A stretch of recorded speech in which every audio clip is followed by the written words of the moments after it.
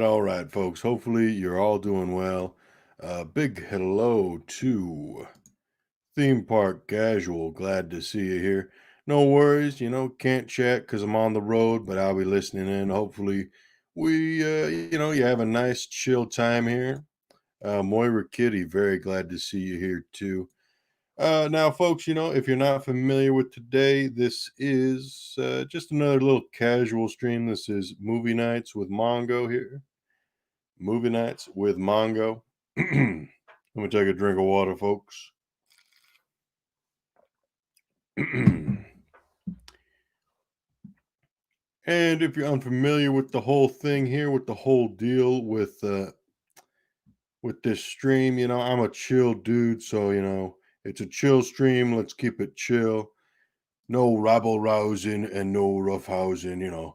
We don't want no hurt feelings or nothing like that. It's just casual stuff, casual Sunday, so to speak. And anyhow, let me see here. Yeah, back to that. There we go. So basically, before I get into everything here, I just want to recommend a couple channels here. Just real quick, this last week has been pretty good stuff altogether, all things considered, so to speak. Let me just take that off there. There we go. You see that pineapple. By the way, I was screwing around on canva.com the other day along with Photoshop. So I made this little pineapple thing. Anyhow. So real quick here. I'm going to put a few links down in the chat below. If you're interested, check out these channels. So the first channel here is one that I recently started following on YouTube. Let me see here. Let me get this down here. Let me see. I got a little Word document. The Word document. So I'm going to Control C. That's copy. Control C. And then I'm going to pop over to the chat. And what do you know? We got the Gilk Man. Glad to see you. You'll be joining in about 30 minutes. Alrighty. I sent the link to AFK Bard. Hopefully she will be able to get everything squared away with you guys. But here is a link to a YouTube channel that I watched just the other day here. And pardon my typing, folks. This is a YouTube channel called YetiCast. YetiCast, I really enjoyed watching two of their videos. This last week, they was talking about Nightmare on Elm Street. So that was very, very funny. Pretty much, this is one of those channels where it's funny. You got some great editing and great audio quality, which is always a win. So here is the link right there. YetiCast. And let me just make sure I got that right. Yep, that's the YouTube link to his channel. Check him out, folks. He's pretty cool. Recently just we're mutuals on Twitter. Oh boy. But anyhow, if you're interested in following him on Twitter, here is a link to his Twitter. YetiCast Twitter. All righty. And we're going to paste that in the chat right there. Hopefully that all works out pretty good. And this other channel that I watched is, in fact, in the back room here. And since I got him in the back room, let me just say a few nice words about him. So this is Sir Talks a Lot. So it's been probably maybe a month, give or take, maybe 2 months since I started following him on Twitter. He's very funny. Oh gosh, I got him in the back room. If I'm lying, if I'm not saying the right thing here, if I got my misinformation going, then he's gonna know. Hopefully, folks, this isn't too bad. Hopefully, I don't butcher this. But anyhow, let me put in a Twitter link here. Let me get his Twitter here. I'm gonna put this down here. Sir Talks a Lot. He's very funny, real funny. And I'm an easy person to please. I'm easy to please. If you make me laugh, then it's pretty much a shoo-in to get me to follow you and to like you. But let me see here. Sir Talks a Lot. Twitter. And I think we'll get into a whole history of Sir Talks a Lot and Mongo. The very brief history. We'll get into that once we bring him in here. But here's his Twitter. All righty. And let me get his YouTube down in here. We're just warming up, everybody. We're getting warmed up here. Warming up for a nice casual stream, a chill stream. Warming up for that cool down. Anyhow. Let's see. So this last week, actually in the last couple of days, I watched a few videos from Sir Talks a Lot. Sir Talks a Lot. Watched a few channels on his YouTube channel. Watched a few videos on his YouTube channel. Holy cow. Anyhow. Watch a few videos there. He talks some good stuff. He's got the great things you'll want in a channel. He's got amazing audio quality. He's got a good setup. He's got this little logo thing that looks pretty dang dope. And pretty much it's a great way to start out when you follow a YouTube channel. It's a great first impression. Let me see here, YouTube channel, and we'll paste that right there. And yes. Alrighty, hopefully that all works out. We got AFK Bar down in the chat. Very nice to see you. Hey, Mongo. Hello, AFK. And of course, folks, if you hear any audio issues or you see any video issues, just let us know down in the chat. It's always a process, so to speak, getting these type of things up and running. But anyhow, without further ado, folks, I've been talking a bunch.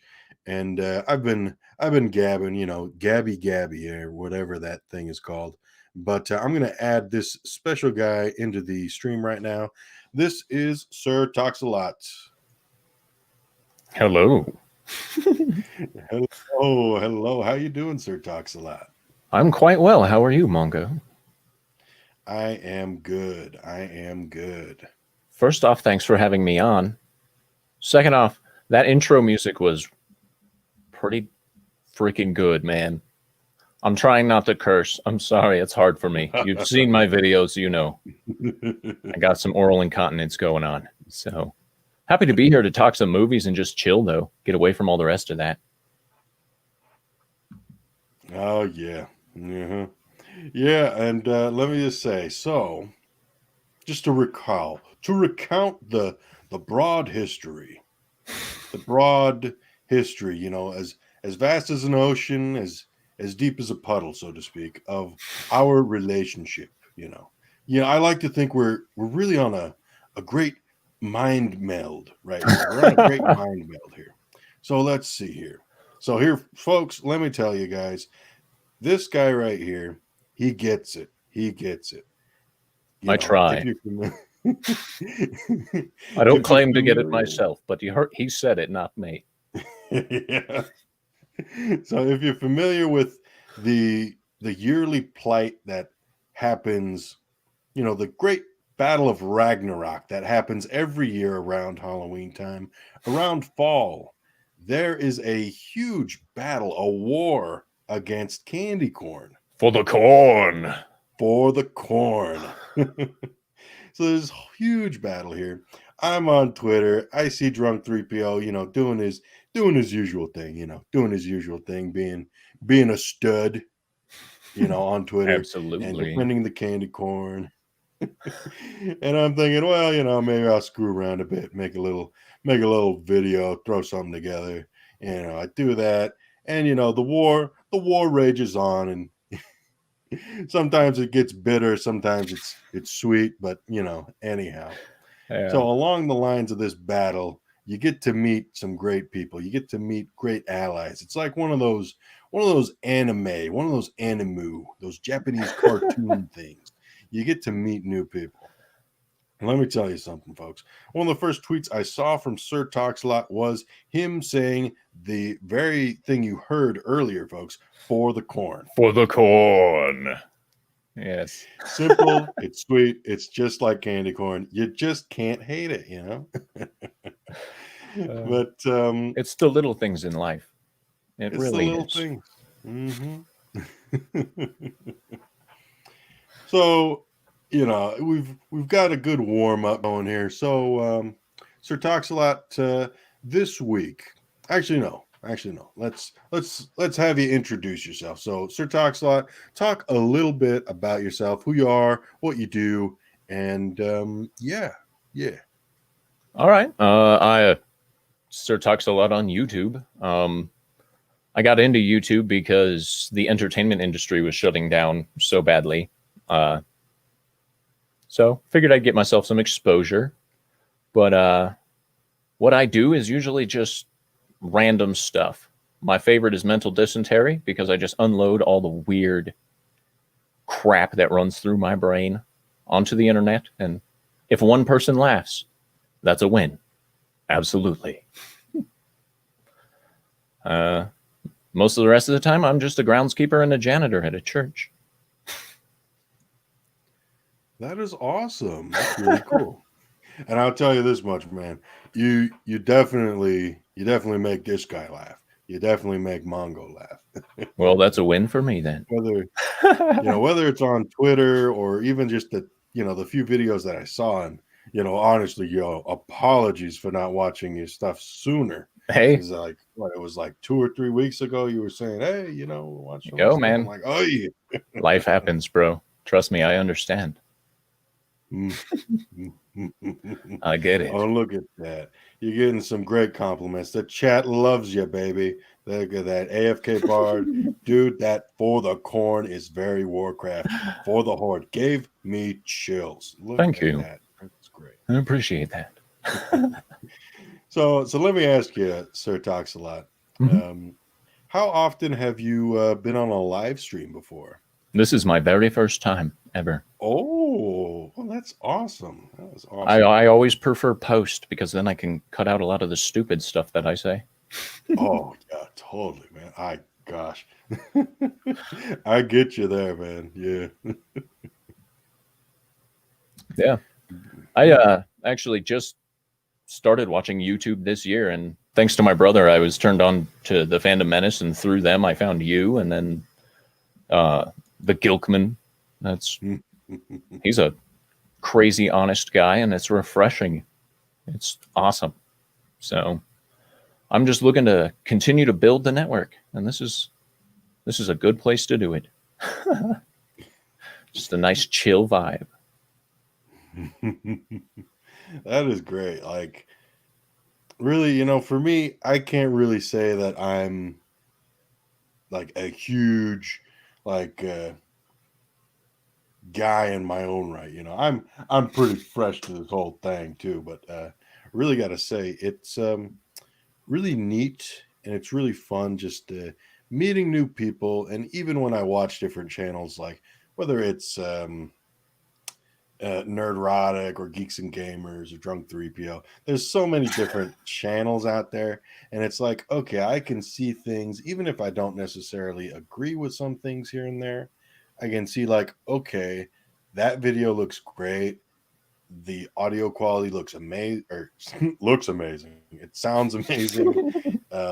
There's all these different things that I can pull that kind of inspire me, where I'm like, okay, I can kind of improve here and there, or I can see this element of a presentation and it doesn't look quite so nice. So maybe I kind of try to avoid that type of thing. Yeah, There's so much to learn. absolutely. And enriching. learning is a process. It's like you can't just jump right in and expect everything to work out. I learned that when I tried to get into voice acting, and whenever anyone says something is easy, it's because they know how to do it. And all you got to do is learn how to do it. Once you know what you're doing, it'll come naturally. So That is awesome. Yeah, that is cool. It's really good stuff. Great stuff here. And let's see here. Let's see. Let me get my little Word document. Only the best production value here, folks. I am using a Word document just here on the side here because I have a little list of a various list of little channels that I want to kind of get out there. I got some good friends. And honestly, when you're doing stuff like this, it's great to share that kind of love out there. Throughout absolutely. this little stream, I'll share a few more of these things. You already saw some two great channels up there. You saw Sir Talks a Lot's channel, and then you got YetiCast. Pardon me, I had a bit of a belch there, anyhow. But YetiCast, Sir Talks a Lot, two channels out there. The links are in the chat. Let me know if those links work or if they do not work. Actually, let me know if they do not work. Although, hey, if they work, hey, I mean, good news is good news anyhow. But anyways, let's get into this little discussion here about just some movies that we've recently seen. So we'll start with you, Talks a Lot. All right. Sir Talks a Lot. Excuse me. Goodness. So the floor is yours. Tell us about a movie that you saw this, recently, and I guess kind of just let us know, a basic summary. What you liked, what you didn't like, and in and out or throughout this little combo, we'll kind of have some conversation, so to speak. But yeah, for sure. Floor is yours. All right. Well, the most recent movie I watched was actually just kind of trash. It was called The Grave Dancers. Oh. I would have to look up what the leading guy's name was. It was bad. It was one of the worst movies I've seen in a long time. And luckily, before that, I watched League of Extraordinary Gentlemen, and I can just wash memories of that crap movie out with League of Extraordinary Gentlemen. So, yeah. Oh, I'm looking at some pictures of this thing. That's a interesting thing. I don't know if it looks good, but if you're looking at Grave Dancers, don't watch that movie. Don't watch the movie. All No, right. I wish I could get that time of my life back. It was so bad. But League of Extraordinary Gentlemen, that's I really do enjoy that movie. Yes. Those action movies with a great plot, fantastic story, and good casting. That's all I need. Because when you come down to League of Extraordinary Gentlemen, that is a fantastic movie. And of course it has Sean Connery in it. Yes. Yes. Great movies. I saw that you recently watched the Mummy movies. Those are some of my favorite movies. Yes. Those are some of the greatest movies that ever came out. Like this week, it's been a week of nostalgia and a lot of heavy nostalgia for me. Let me see. Let me share a few tabs here so we can. Let me see here. That's the thing. When I open up an image in a tab, it's a huge alphabet soup of MV, 5B, NZ, and so it doesn't actually, half of these don't even say the actual thing. But let's see here. Let us share this. Okay, there's Dragonheart. Dragonheart, that was a huge thing from my childhood. Just Sean Connery. Yes, absolutely. Oh gosh, watching that, there was a lot of funny stuff in this movie. Yes. Some of Yes, it there was. intentional, and some of it was kind of like, okay, they might not have intended that to be so funny, but Well, it's unintentional humor is the pretty best good. humor because we wouldn't have a lot of comedic timing and a lot of comedic content without those accidental slips by people trying to be serious, messing up really bad. So, Very true. yeah. And Let's see. as So far it as was. anything with Sean Connery in it is fantastic. Like when he was in Highlander, I was like, yeah, sure, why not? You know, he's an Egyptian prince. Okay, never mind. He's a Spaniard. What? He's I just gotta like, see that movie. I gotta yes. see that one. Have you not seen that one with Sean Connery? I have not seen Highlander. Yeah. Watch that movie series. It's fantastic. I grew up on that All movie right. series. Yeah. There can be only one. I gotta say, Sean Connery, this movie, there's a lot of there's a scene where that I recall. He's swimming through this lake and he pops his head up out of the water. He sees a flock of sheep and he just says like, hello. And I'm like, Yeah. that's weird. I'm Yeah. like, what? He just gets a little creepy on it.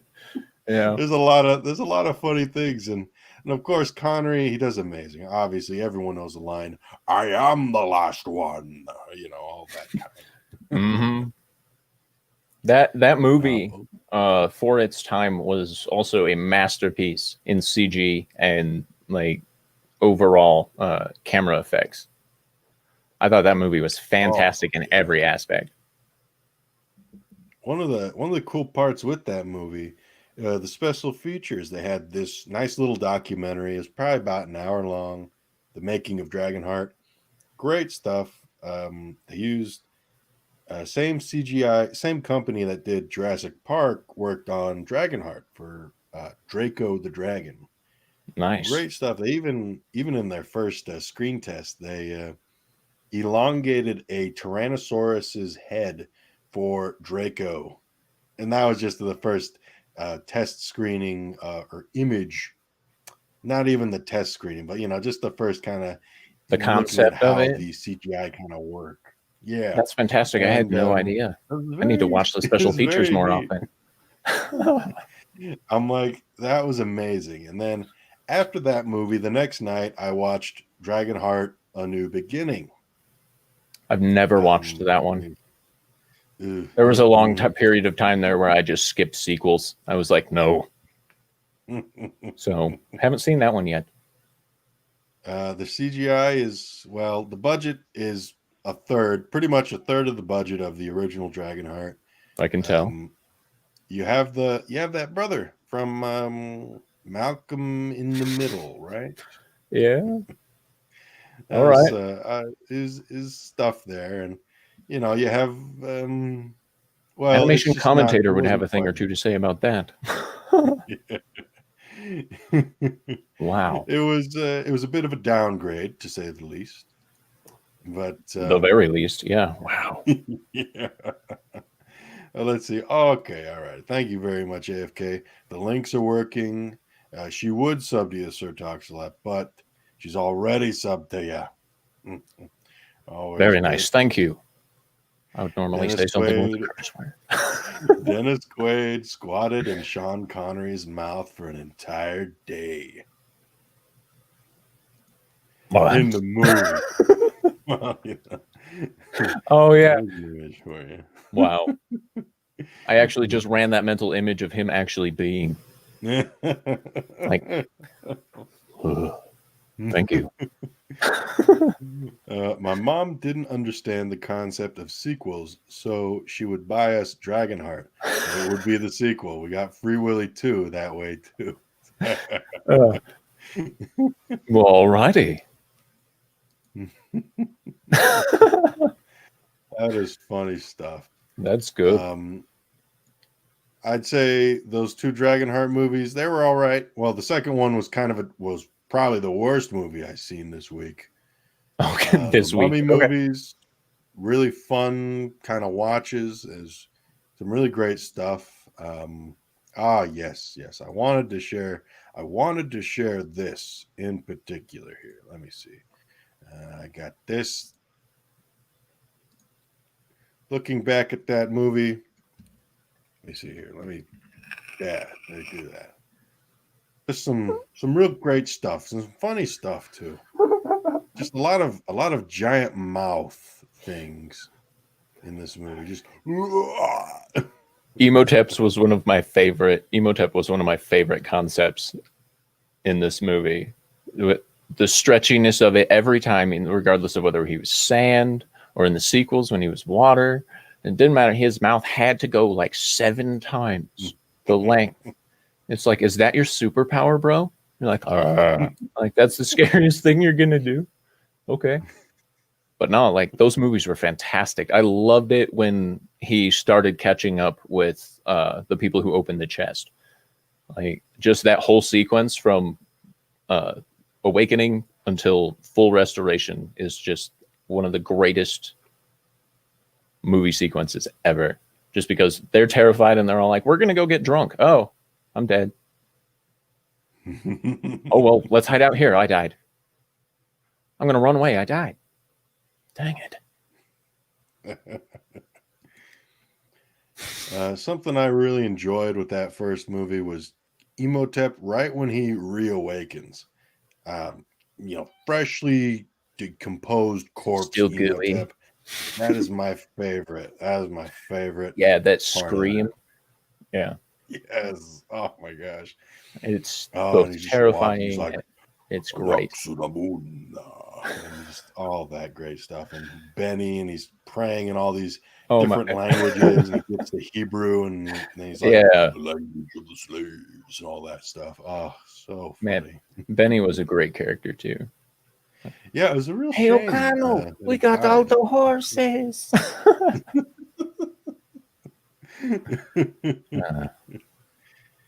And we got Bone in the chat.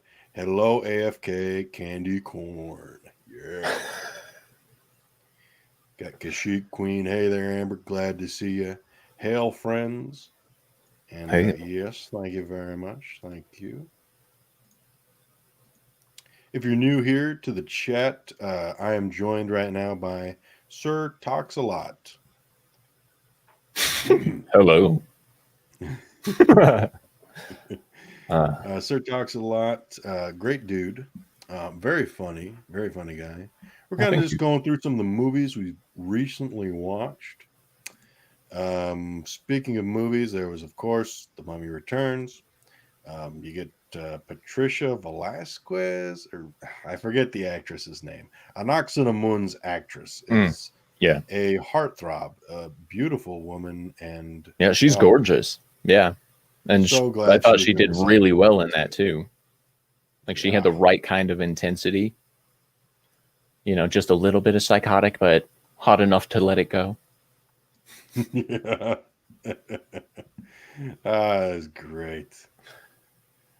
Hey, Benny, looks like you're on the wrong side of the river. Can't catch a break. It is incredibly quotable. AFK Bard is correct.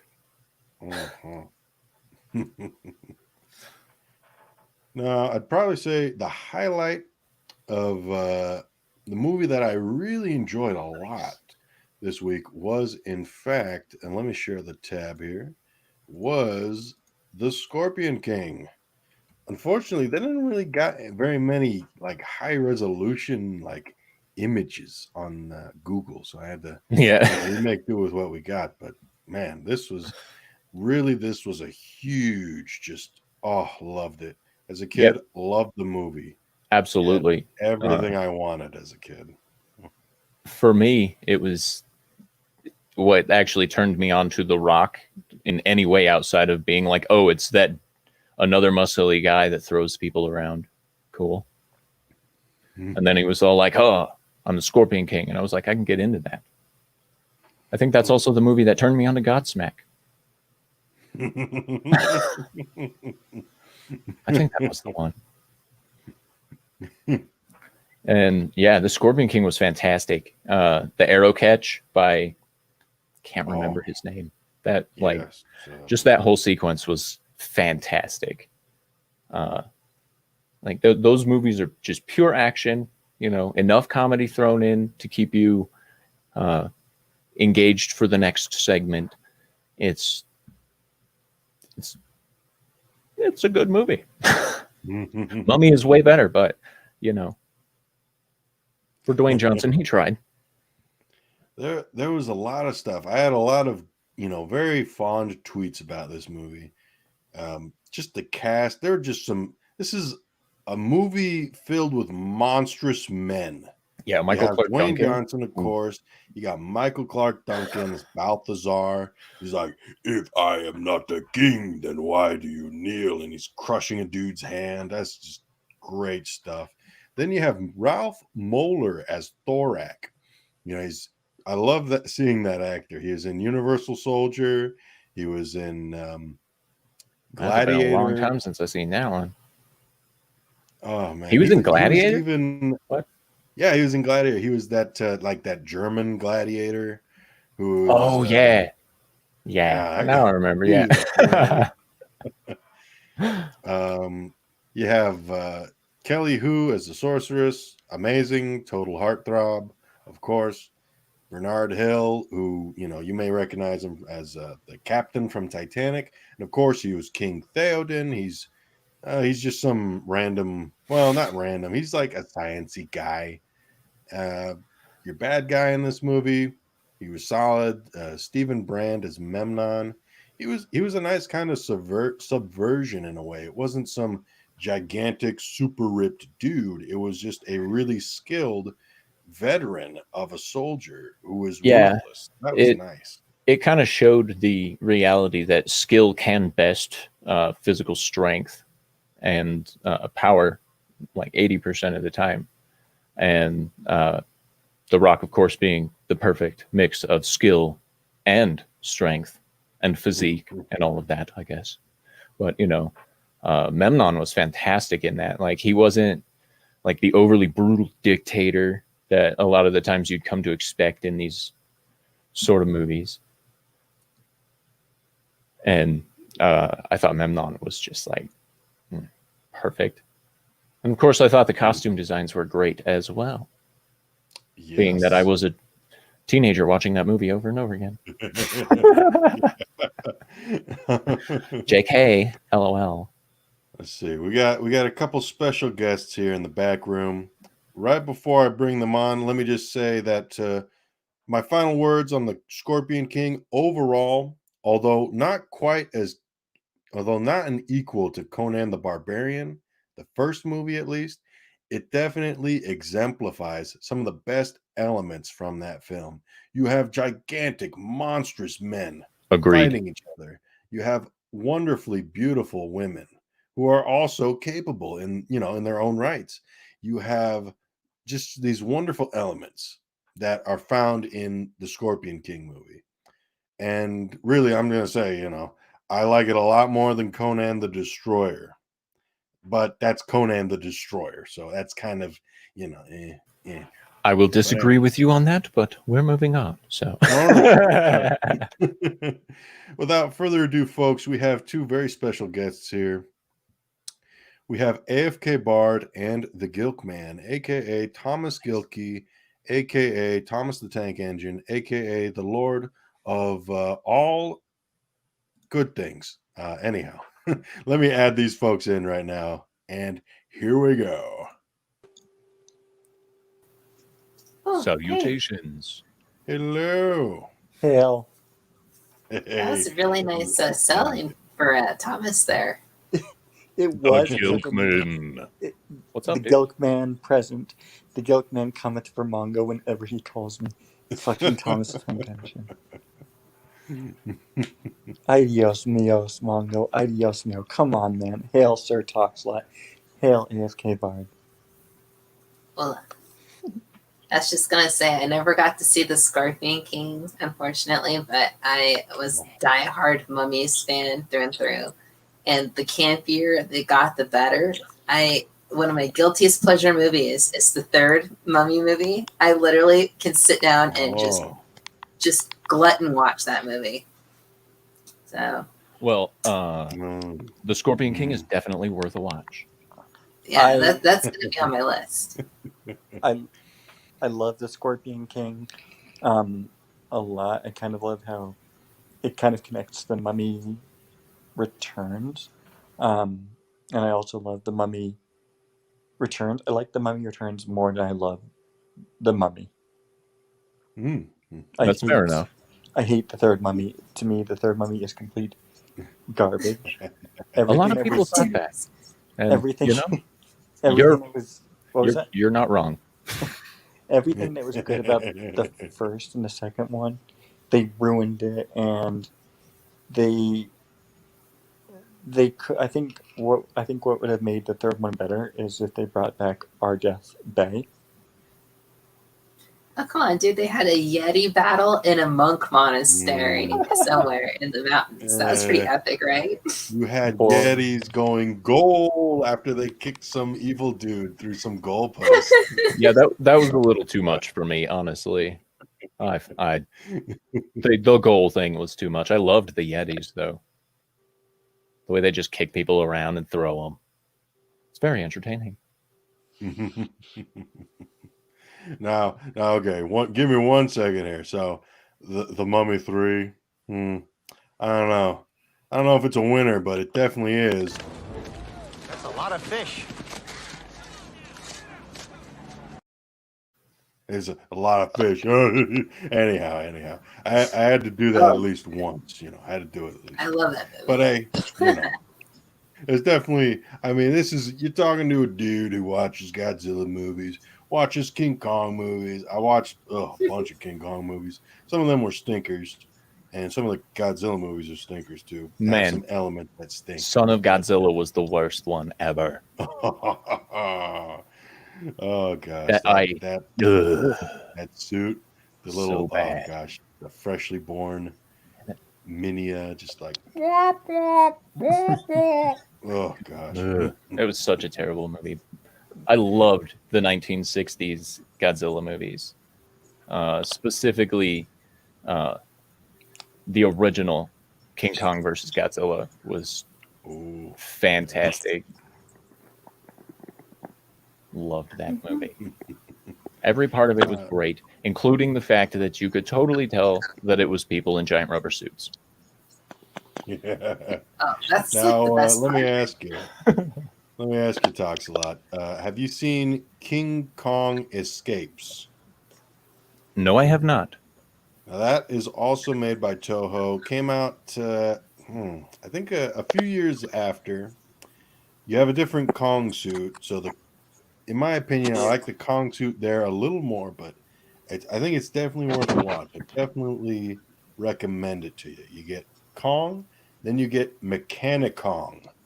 You get Mecha Kong. Mecha Kong, very nice. It's a good recipe. It's a good recipe. I loved the mecha monsters. Mecha Ghidorah. I can never say its name right. Yeah, you know, it kind of depends. Depends on what movie and what dub, I guess. Because sometimes you get, it's Ghidorah, or it's like Ghidorah, you know, all those things. I love the old dubs, man. Especially on the old Kung Fu movies where they're like talking 3 million miles an hour and you get like 4 words in English. You're like, I'm pretty sure he said more than that. Well, you know, they were all master ventriloquists. Yeah. Yeah, you got to know how to throw your words and your enemies. There you go. Throw I your solved words it. and your enemies. Nice. So what movies have you watched recently, Bard? Oh gosh. I've mostly been just doing a lot of anime stuff, unfortunately. I really don't have a fresh movie on my mind. I love talking about movies, but What anime have you the watched last recently? one I watched was Tenet. So Oh, how was that? I haven't seen that. Yeah. I really enjoyed it. You know, like I know I've been getting like, my sister was the one who dragged me to see it because she's like went to see it one time for a friend's party, and then she was like, "Wow, I liked it. I want to see it again." And then she saw it again, and she sold it up to me like a lot, you know. But yeah, you know, if you go in and you want a really exciting, fun, just like popcorn poppin' movie, Tenet is a great movie for that.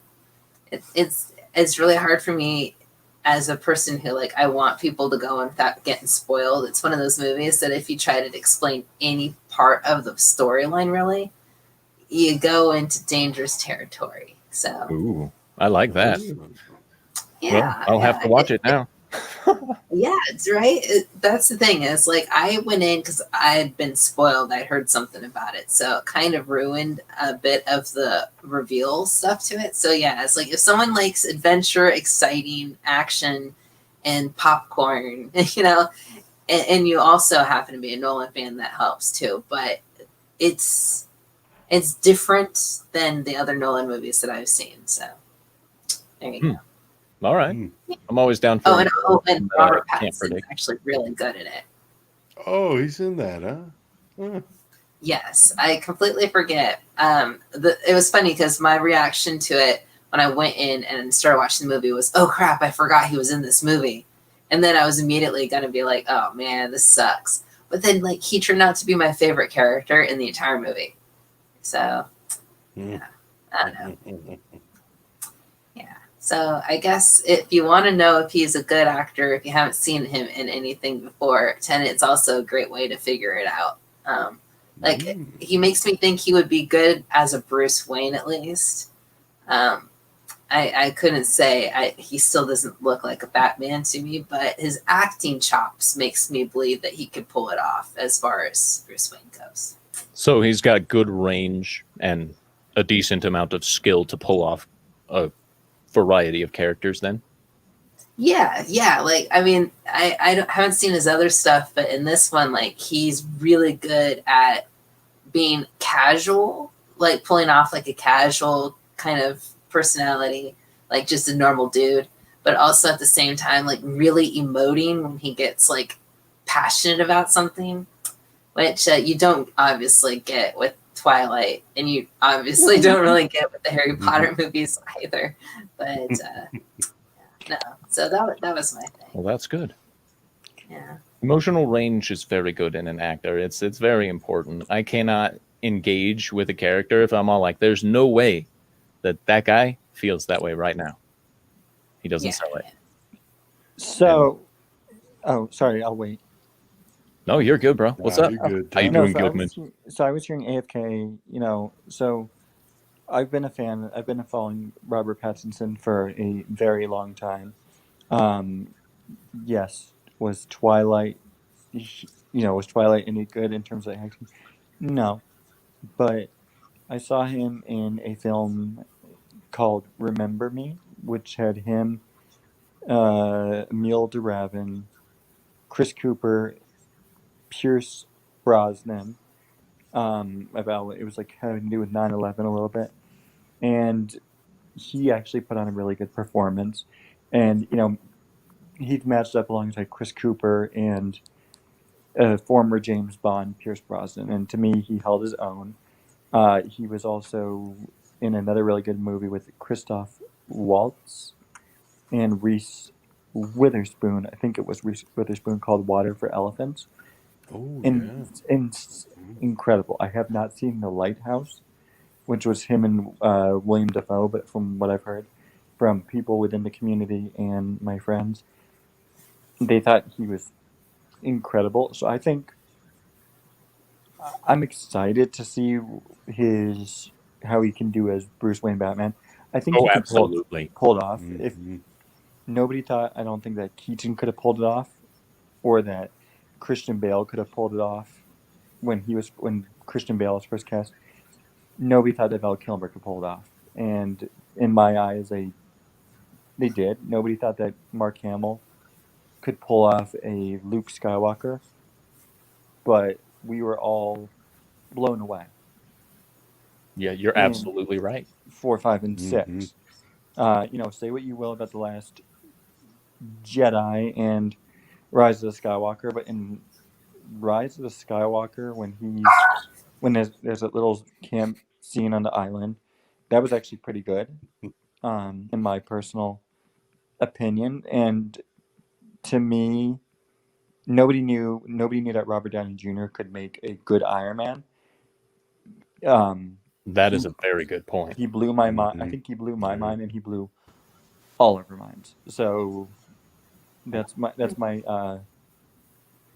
that is my opinion on Pattinson. I think um, I'm willing to watch yeah, it. I mean, honestly, I'm seeing it because I love Batman, yeah, for and sure. I'm excited to see about what um, to see Paul Dano, what they make Paul Dano look like as the Riddler, and I think I'm also excited to see how Jeffrey Wright can be as Commissioner Gordon.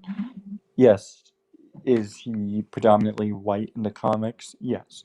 Is Jeffrey Wright black? Yes. But at the same time, um, the only thing that I think should matter is he going to be a good Commissioner Gordon? To me, I don't. I've seen people on both Phantom Menacer and Phantom Menacers say about how they're upset about the race swapping bit, and I get it, but I think he can. I think he's gonna be a pretty good a pretty good Commissioner Gordon, and you have Matt Reeves backing him, and yeah, Mhm. Yeah, totally. Me personally, I'm ready. I'm ready for some Batman, some more Batman. But Thomas, do you want to talk a little bit about a movie that you've watched recently? oh I'm going to yes mute sir. myself and I'm going to put some links down in the chat. Yeah, so it wasn't a movie that I watched recently, but it's a film that I always keep on going back and rewatching. And I'm sure some of you guys have seen it. It's The Hobbit, not the Peter Jackson one. I'm talking the 1977, I think it was, the Rankin Bass Hobbit, where, and that to me is just exceptional. I freaking love the movie. Um, I think what I like a lot about it is that not a lot of people notice is so it what I think I like about it is that it has two actors who played the role of Captain Hook before. Um, there's one, Hans Conried, who played the role, who was the voice of who played Captain Hook and Mr. Darling in the Peter Pan Disney animated version, and in The Hobbit he is Thorin Oakenshield, and in and then also there was another actor, Cyril Richard, an Australian actor, and he played Mr. Darling and Captain Hook in the 1960 NBC version, Broadway version of Peter Pan, alongside Mary Martin, and is he plays Elrond in the Hobbit animated film. And to me, I've always been a big Captain Hook fan. Dustin Hoffman, uh, Jason Isaacs, Hans Conried, Cyril Richard, Colin O'Donoghue from Once Upon a Time is okay. He's not my favorite. But the fact, and I just love the songs. I love some of the troll. I love how they make the trolls look. I love how they make Gollum even more creepier, I think, a little bit than they do with Andy Serkis's performance. And just, you can do so much stuff with animated that you can't do Mhm. in live action. The And animated Hobbit movies were so freaking good. Mhm. Like those are what 100%. hooked me into the series. Same here, sir. It was fantastic. I agree with Yeah. everything you just said, and your knowledge is incredible. You just Thank blew you. me away with how much you know. Thank you. Yeah, no, that's a good pick. I love that movie too. I have a love hate with the I call it a trilogy loosely, because they did the Hobbit, and then they had Bakshi do the second one, which technically was the Lord of the Rings and the Two Towers, and then they went back to the people who did the Hobbit to do the Return of the King. Mm-hmm. And I love the Hobbit. That's my favorite of them. But then I got upset with the Return of the King one because the way they decide to tell the story is by having the characters start telling you the story at the end of the story. Like, tell us how you defeated Sauron. And I was like, you just spoiled the whole story for me, dude. Oops. So, but yeah, no. That is a pretty fair point. Actually, I was gonna say I like that. Gollum was they made him look like super fishy and like gross. So yeah, I don't know. Sorry, I agree with you entirely. Well, and looking at the animation style on those old ones, like you can tell that people actually cared about the production and that they took the time to put the details into it. And there's a lot to be said about good classic animation styles that a lot of people seem to have forgotten with modern animations, in my opinion. Mm-hmm. Oh, yeah, definitely. I like that, and the one thing I think is really unique that threw me off originally is like with the follow-up, the Bakshi one with the Lord of the Rings, how they did a lot of it that was like live action, but like animated over. I don't know if you've seen that one or not. Yeah. Do they call that rotoscoping? Yeah, that's what it was. Like It was that. Is that kind of what they did with like, what was that Keanu Reeves movie where they turned into cockroaches? That was a weird movie. I don't remember. I'm sorry. I'm spitballing. I don't know. I don't know. I'm gonna have to look that up. Yeah, no. That's very unique. But no, I like the style for the Hobbit, and obviously they also did the Return of the King. It was very old school in like the way it looked, and it fit the story. Like in my mind too, just the way they were telling it. Mhm. I Totally. I do agree with you, AFK, about the Return of the King. I had so many the Rankin Bass when I had so many issues with it. They should have done the Fellowship of the Ring, the Two Towers, and some of the choices I did not appreciate at all as a fan of the books.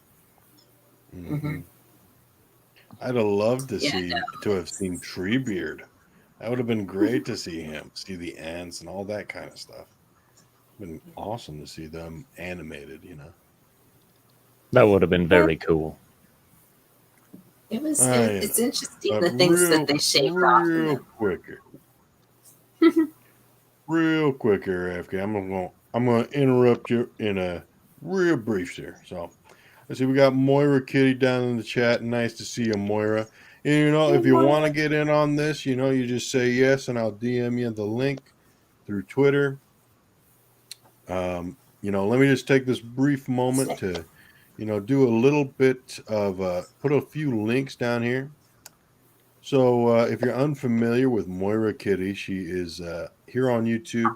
She also is on Twitter, and she also has a eBay store. So let me put that eBay store down in the chat there. I'm going to do my usual thing. I'm going to try and talk and type in a semi-coherent manner. So Moira Kitty, and I'm going to say all the words out loud while I type it. Make double sure that I get them all right. So Moira Kitty eBay store. Okay, and then we got that.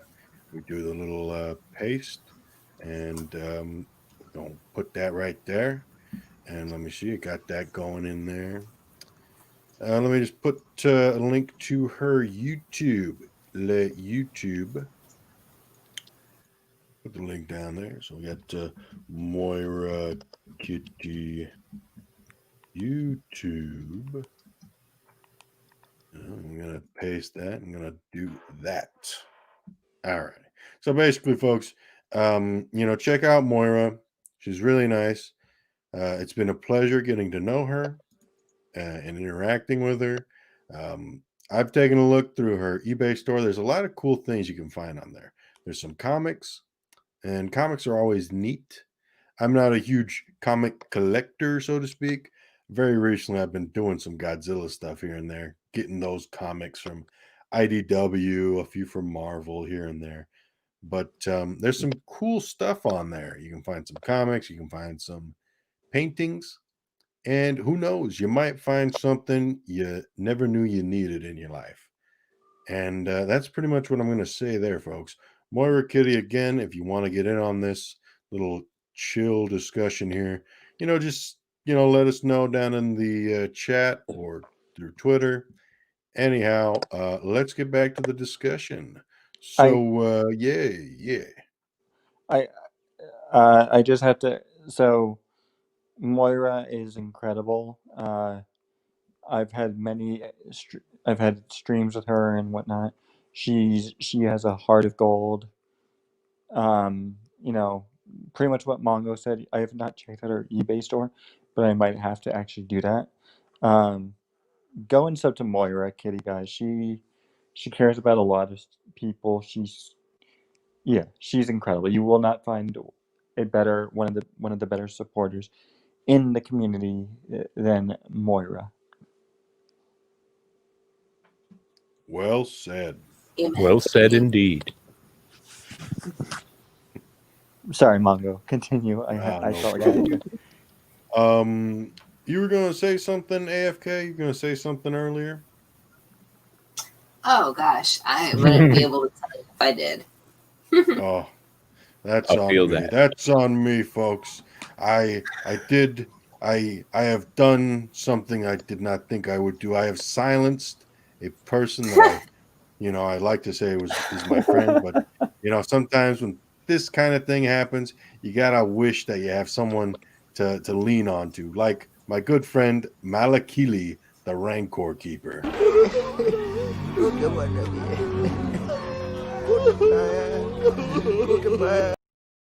Malakili, he had some cool green dude who was going like bele bele meaty meaty blah blah.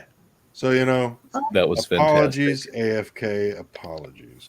Well, it's just like the tragedy of all those workers that were on the last Death Star that blew up, They were just doing their jobs, right? And here, Malakali, it was just like he raised his Rancor up. He's just thinking it would like come out on the fights on Saturdays and, just rile some people up. And then he could go home and, have a great time. And then what happens? His best friend gets killed right in front of him, man. And all of his friends, they cheer. That's a rough day. That is a rough day. On the Death Star note, though, I really hope someone pulled out a fake insurance claim on those. I bet that paid out pretty handsomely. Right? Man, if they'd been unionized, oof. Right? Those families would be getting paid. Yeah. Somehow I doubt the Empire would have hired unionized workers. But, Probably not. Probably not. Yeah.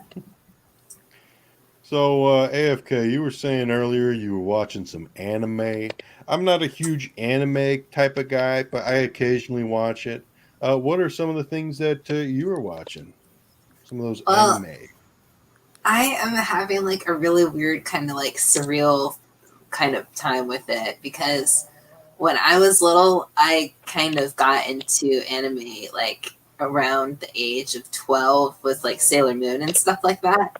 And so like I was just in this huge world for a very long time of just like, ooh, anime is awesome. And then like, it kind of dwindled and went away. And then my niece, who is now 10, has kind of stumbled across anime in her own right through it's called My Hero Academia. That's it. Oh, and that's pretty dope. Yeah, and she's been hounding me for months, and she's like, "You gotta watch this. You gotta watch this." And I was like, "Yeah." And I was like, "I'm done with anime, whatever." But then she finally kind of strong armed me into it, And then it's like kind of like a second wind of like me having that experience of going, oh, this is a fun, exciting anime, and so it's kind of fun watching it and seeing how excited she is with it too. So, but wait until she gets to Attack on Titan.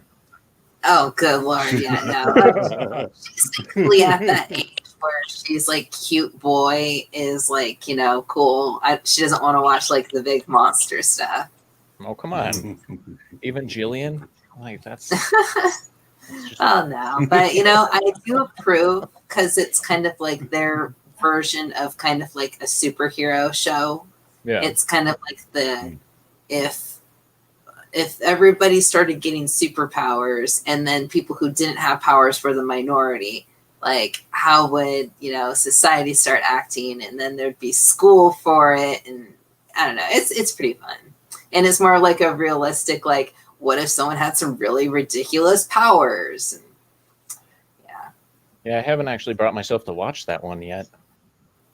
Yeah, I would honestly, it's frustrating because the first few episodes are so like cool. One of the things that drove me away from anime was after a while, you can see similar beats and everything, like, oh, this is the emotional moment or blah, blah, blah. So I was like grinding my teeth at the beginning because it has all of those moments. But the show, like, eventually the story kicks in and then I was like, oh, okay, I'm cool. I can get over it. So I would recommend it. It's really fun and exciting, and it's just like got that typical superhero flair to every episode. All right, I might check it out then. Totally. There you go. When I bring myself back to anime. Yeah. It's all on Hulu. So. Oh yeah. I know. For me, I think this last year, I watched a few anime on Netflix. There was, I think the weirdest one was probably this one, Beastars, where it's like a wolf. It's like everyone's an anthropomorphic animal. So it's like, oh, I'm a wolf boy, and not as dumb sounding as that, but it's like there's this wolf guy who he's a wolf, and then it's a society where it's like the predators and the herbivores or the prey, predators and prey or whatever. They kind of have their own social structure where it's like, okay, carnivores can't eat meat because that is people. Literally everybody on this world is probably sentient. So you can't eat meat. So you can eat eggs. The chickens are chicken people. They'll keep laying eggs and you can eat those. I wish to devour the unborn. You can eat eggs, you can eat some bread, you can eat tofu or whatever, and plants, I guess. And then it's like, okay, our wolf boy, he likes this girl who's a rabbit, and it's like, whoa, how's things gonna work out with this thing? Oh, all that type. And I'm like, okay, this is weird, but it's kind of funny, and it's like in that computer animated stuff. It's not like hand drawn. I'm like, I watched a season of it. Then I watched like violent stuff. Like I watched Evangelion. That was fun. That was really, it was fun. And then it got weird. And then it got like violent. Have you I was seen like, okay, cool. Have you seen Akira? I haven't seen that. Dude, you want weird right off the bat, Akira. Yeah. Right? No, what you need to do is lead somebody into it, right? So like I watched a whole bunch of like kind of quote unquote normal anime, and then I had a friend who was like, you should watch Evangelion. And I was like, sure, why not? And it starts out just like, on the surface level, it's, fighting monsters. And then by the end, I was like, what the F is going on? My head is exploding. And then my friend was like, oh, watch the movies afterwards. Those will sum it up. And then the movies just blew my brain up entirely. And I was like, why would you do that to me? So, if you want to bleach your brain and make your eyes bleed, watch Evangelion and the movies afterwards. And then tell me that you make sense of it. That's my breaking people's brains is one of my favorite things to do. That's why I suggest those movies. They're just like, why did you suggest that to me? Well, now you gotta go do it. I watched that movie you suggested, and I'm not happy about it. Good. So Thomas Gilkman, where do you stand? What's your experience with the anime? Okay, so this is gonna probably gain some unsubs, and that's okay. I'm ready to take the heat. To me, Dragon Ball Z is complete and utter garbage. Oh, To me, I tried to watch One Punch Man, oh, and Naruto. I couldn't get behind it. It seemed really boring to me. But that's not to say I hate all anime. I watch and if none of y'all can relate to this and you guys aren't human, you guys are aliens or something like that. So when I was younger, growing up a bit, you know, I would always turn on Pokemon. And Oh yeah. Pokemon and Digimon, and I guess Yu-Gi-Oh! Growing up, I loved. I haven't. Digimon was the best. Pokemon's better than Digimon. Fight me. I won't fight you on that because you're not wrong. Okay, thank you. At least we have one reasonable individual. And so I loved Pokemon. I have not seen it recently, but I still play the games. Whenever they come out, I've been. I love the. So I love Pokemon. To me, it is something that can be related to. Like, if you don't get emotional when like Ash first meets Pikachu, and Pikachu being rebellious, then to me, like, that's like how like an animal, like a dog or a cat or whatever is, like a little disobedient, a little bit cheeky and whatever. And for me, Pokemon I love, and I always will love. To me, Pokemon has something for me that I will always respect, which is like pocket monsters that can become adorable when you first meet them, but you piss them off. Oh God, run for the hills, because Charizard will torch you to death. And like that's as far as my knowledge of anime goes. Would I like to have more knowledge? Yes, but I don't have the time for that. So I'm okay with being a Pokemon lover at heart. So Well, on the Pokemon note, like I wholeheartedly agree. As a parent, I love Pokemon even more because it's a way for me to connect with my son on something that I used to do as a kid. You bust out the Pokemon cards and you play the games with him, and you get him through the millionth run through of Pokemon Snap on the 64, and you're just like, yeah, Oh no. this is bonding. Yes. That's awesome. Yeah, no, I'm a hoarder by nature, and I always That's go for for sure. things that are sentimental. And I've got my original Game Boy and my original red and blue Pokemon, and it's just like I love that game, and I remember it being the first time. Well, when I wished I had more friends with a tear running down my cheek, because it was like they had that ability to like link cable to another person. Oh yeah. And it was the first time where I was like, oh man, I have to collect them, and like it was very engaging. And I gotta say, I didn't want to watch the anime for a while because I was stubborn about it, and I was into Digimon. But then all of my friends started watching Pokemon, and I went to the dark side. So they had cookies.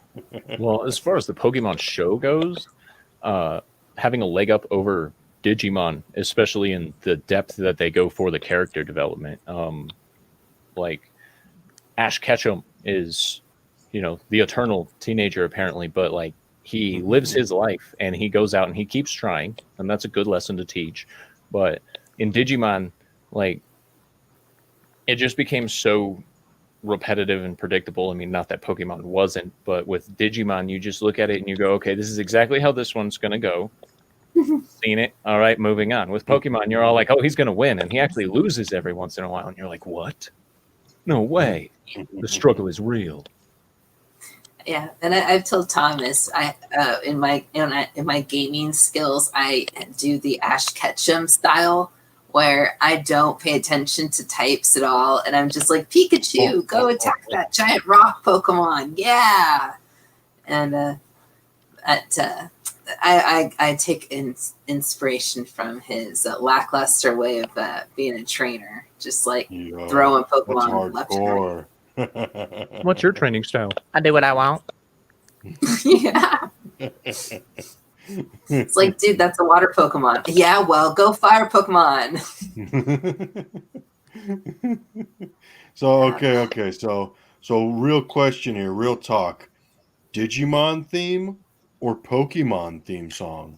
Pokemon all the way. Which Pokemon theme?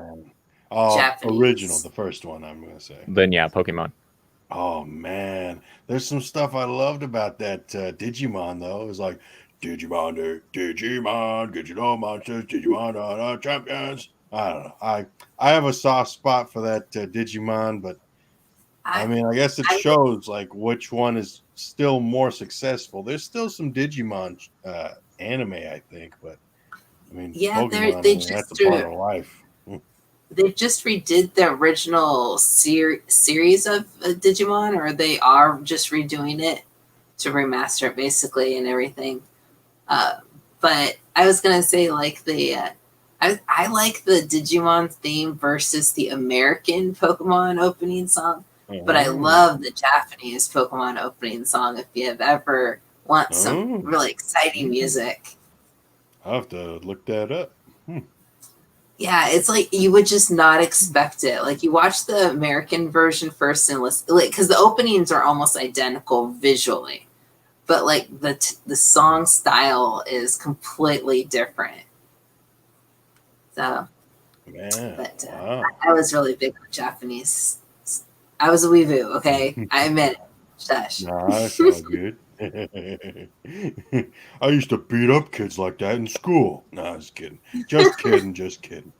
I beat myself up. Where's ABC when you need them to clip AFK saying she's a weeboo? Never happened. I will go back and send it. I will go back after the stream is uploaded, and I will do like a screen capture because I can do that with the iPhone, and I will send that to ABC. Thank you, AFK, for the inspiration. Well, you know what? It inspired me to go and learn Japanese and everything too. Because when you get into anime, that's one of the side effects is that you start wanting to understand Japanese. So, man, quick shout out here. We got the Rookie Critic down in the chat. Hey there, Rook. How you doing? Glad to have you here. Pokemon had like 15. Yeah, they had so many seasons of Pokemon. And of course, I mean, comparing the games, I mean, Pokemon's going to trump Digimon. But I love the designs in Digimon. Charizard's cool, but Greymon was a giant dinosaur. He was a kaiju. I was like, whoa. But, sometimes and it had like this whole variation thing where it's like you could evolve, it would digivolve and then it would devolve and then you digivolve it again and then you could go even further, and it was kind of like a really exciting there's something nice about that, like, oh no, a Greymon got hit by something and now he's back to Koromon or whatever. Oh my god! I was gonna say, if you go Koromon, I know you're a Digimon fan. It's like, because it's like all the different versions, right? It's Koromon and Agumon and Greymon and Wargreymon, Black Wargreymon, and oh my god! It was kind of like if you injected elements of Dragon Ball Z into Pokemon. That's kind of what Digimon is for me. Like you get War Greymon, who's doing like Kamehamehas and spirit bombs pretty much against these other Digimon. I'm like, this is nuts. It was great. And Mongomon. I'm gonna have to draw that. I'm gonna have to think long Please enough. do, yes. I would love that. I'm gonna have to think hard on that, But anyhow, like back to that, I watched a few episodes of that My Hero Academia, and Mhm. the inner nerd, the dork inside of me, the side that I try to beat down and throw out of my life. It was like, I gotta make a superhero. I gotta make a hero, and of course I had to make it like a hero that could grow gigantic, And I'm like, okay, I'm gonna make a hero, and I'm gonna come up with this name, and I'm gonna call him Hawaiian Titan, the epithet or something, And Nice. I was like, okay, Quirk, gotta do something cool. Can't just be gigantification because that's white bread. That's too white bread. I was like, exponential increase. And I was like, okay, that's pretty dope. It's pretty dope. Dope name. But anyhow, had to make sure you guys knew I had some nerd cred, Anyhow. Oh, totally. It's the Yeah, most important. yeah. No, I totally I encourage anybody to watch it. It's a feel good comedy. I mean, not comedy, but like a superhero thing. That's another thing. Because like when I started watching it, I went in very bitter and cynical about like just because I've been watching too much American television, So like I went in, I'm like, okay, this is gonna like, they're gonna have this dark twist here, or this is gonna happen. But then like I kept like catching myself going, oh right, well this is an anime. Has like a different kind of, twist to it. They don't go dark and angsty all the time. And then usually when they do, and in this case, because it's a superhero thing, it's always got that positive, like in your darkest hour, you can always find a light, kind of moment. So if you're ever looking for some, inspiration to feel good, you can always watch that. I kind of that's kind of why I liked One Punch Man. Mhm. I only watched the first season of that, but I really like Saitama. And it's not just like Saitama is the only cool one because he's really just pretty plain toast.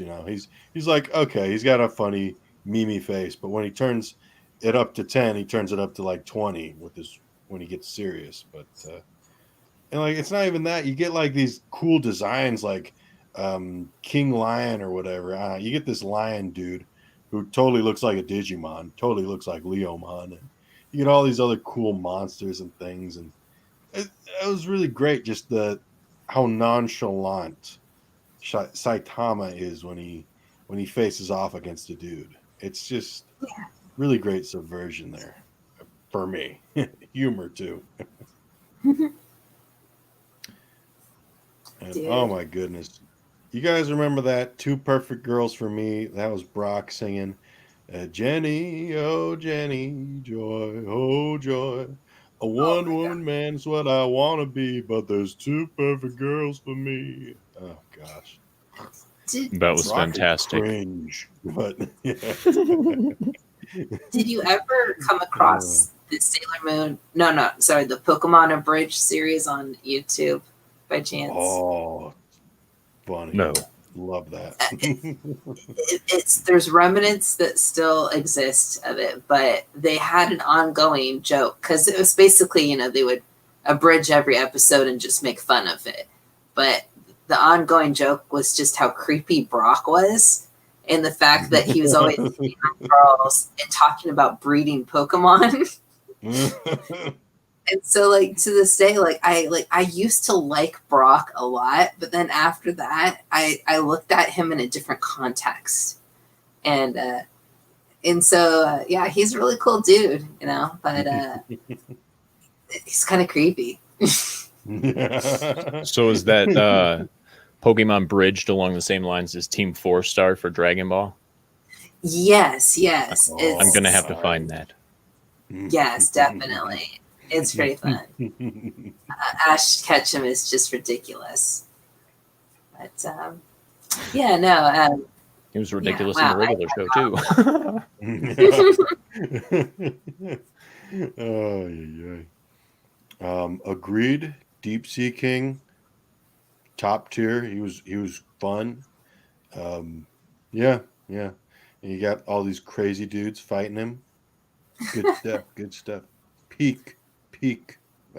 I don't know. There's some other good stuff, but yeah. The inner Pokemon person in me saw Sea King. I'm like, oh yeah, the Sea King Pokemon. Cool. Oh man, it's a pretty cool Pokemon. I don't know. Any Pokemon with a horn is pretty hardcore in my book. As long as it's like even Goldeen, it's like, okay, it's a fish, but it's got a horn. Like I ain't gonna mess with that. It's like, ooh, it's a big horn too. Anyway. I'm gonna go to the bathroom, folks. So I'm gonna mute myself, and you guys don't go too crazy while I take a whiz. Oh sure, no worries. He's leaving us children unattended. Oh my. Right? Well, man, there's so many Pokemon now. It's just ridiculous. Well, I'm looking at these comments over here. Rookie Critics like, Mr. Mime is the creepiest Pokemon. Yes, I 100% agree with that. Yeah. I suppose that would be pretty creepy. I mean, if you imagine waking up in your bed at night, you hear a sound, you open your eyes, and you turn to the left or right. What is the one Pokemon you would never ever want to face when you wake up? Mr. Mime's probably on that list. Absolutely. If you think that Mr. Mime, Rhyme, like so in Pokemon Sword and Shield. What was that, Thomas? Can't hear you, Glickman. Can you hear me now? Yeah. Gilkman. Sorry. Gosh. Yeah. Okay. So if you think that I'm sorry for messing up your name. It's okay. It happens more. It happens every you have Mongo calling the tank engine and everything else. So if you think that Mr. Mime is creepy, Mr. Rhyme is even more creepier. He is so in the newest Pokemon Sword and Shield Pokemon game called Pokemon Sword and Shield, they have Galarian forms because the setting is called Galar, which is based off of England or Europe, and so they have a Galarian version of Mr. Mime called Mr. Rhyme. Holy shit, it's creepy. Oh wait, is that the one with the mustache? Yep. Oh, okay, you're right. That one you don't want to wake up next to. Why did they come up with this stuff? Oh my goodness. I'm looking at the picture right now. Whoa. Yeah, no, that's a winner. That's a winner right there. No, thank you. Yeah, thanks, Thomas. You're welcome, Oh my both of you, gosh. for putting that into your guys' brains before you guys go to sleep. You're welcome. Yes, I appreciate it very much. And then Anytime. when something just makes your ear itch just a little, just don't think of it as a Mr. Rhymes mustache brushing against it. Oh my goodness. Okay, that was not me. That was AFK Bard being her evilness. I applaud you. Mr. Rhyme. Shush. So let me see here. Let's see. This was at 8:19. Okay. So yeah, pretty much. If you guys are going to be heading out, whenever that happens, let me know, and we'll give you some. We'll give you a few minutes so you can kind of talk a bit about yourselves. Make sure that the the crowd here gets to know you a bit, and yeah. Fair enough. Who is Thank that? you. Sounds posh. Who, Moira? I mean, I'm one of them cultured men. Well, maybe, I don't know. The uncultured critic, I don't know. Anyhow. Culture is overrated. Yeah, who needs it? Wait, who is? Caveman didn't need no culture. They got along fine, right? Yeah. I feel like AFK Bard is overrated. Well, I Oh. mean, the title of itself says how useful I am. Touche. Yeah. So real quick, I just want to play this clip because it's really funny. We're talking about movies, and some of you out there, you may have seen Shrek 3, and this is my favorite part from Shrek 3. Dada! Again, folks, let's hear that again. Dada! Dada. Why Love would you do that? That's so. Why would you do that? it is the best part of that movie for me. It's just Mongo, yes. I don't know what to do with you anymore.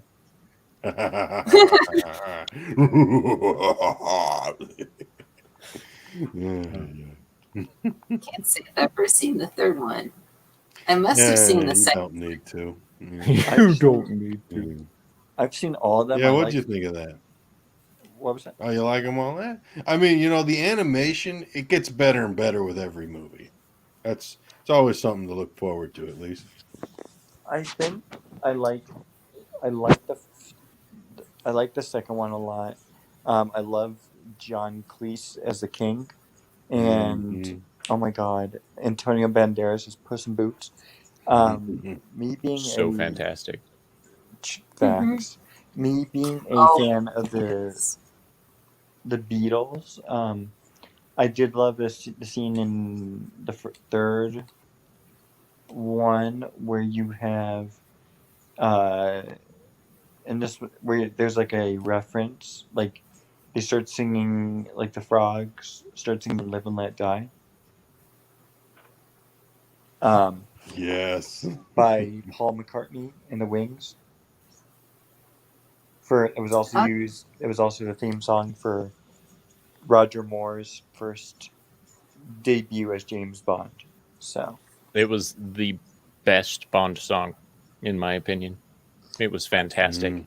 I I love that song so Mhm. much. "Live and Let Die" was good, but I'm gonna have to give it to Goldfinger or Thunderball. I'm an OG James Bond, hence my avatar. Shirley Bassey. Sean using her Connery voice. was the best. Yes. That we can't agree on. I should probably sit down and watch all of them. I need to, because I failed. Especially, It's kind of like me being a Doctor Who fan and not seeing all the older Doctor Who's, but just seeing all the new stuff.